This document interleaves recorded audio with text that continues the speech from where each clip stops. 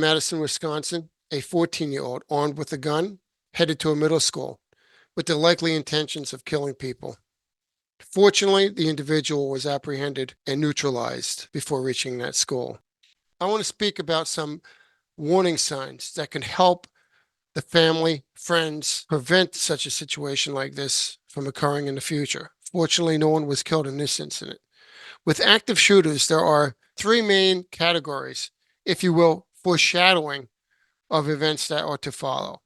One, all active shooters have a pathway, the pathway to their violence, whether it be getting fired, whether it be domestic issues, whether it be a fixation on a skewed ideology or some radical views. That's the pathway that sets them down the trajectory of violence, if you will.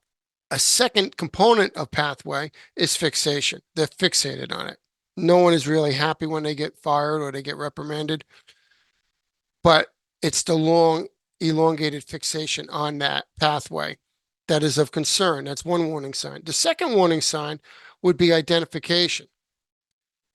In other words, the individual starts to identify with the behavior that they wish to do or the violence on which they are seeking.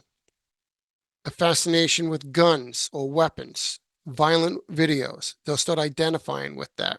And the third category of that is leakage.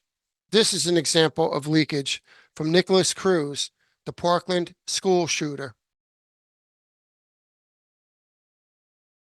My name is Nick, and I'm going to be the next school shooter of 2018.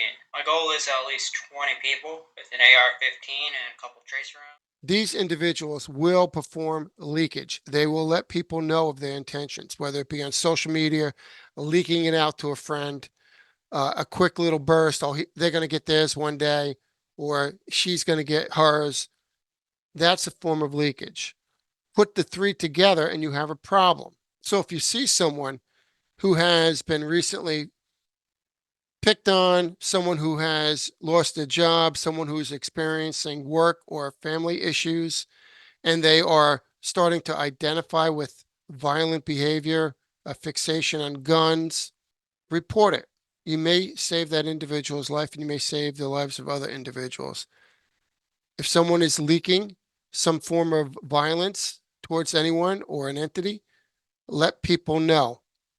As Benjamin Franklin once said, an ounce of prevention is worth a pound of cure. Newsroom. And Natasha, we do know all the children are safe. Nicole, the threat has been neutralized. This could have been such a different story. So we know the middle school students are being transported to a reunification center right now to meet with their families. This after being separated in this lockdown. It was such a scary situation. This is Mount Horeb Middle School. An active shooter reported at the school this morning. The school district now saying the alleged assailant did not get into the school. They never gained entry. They were neutralized outside. That individual deceased.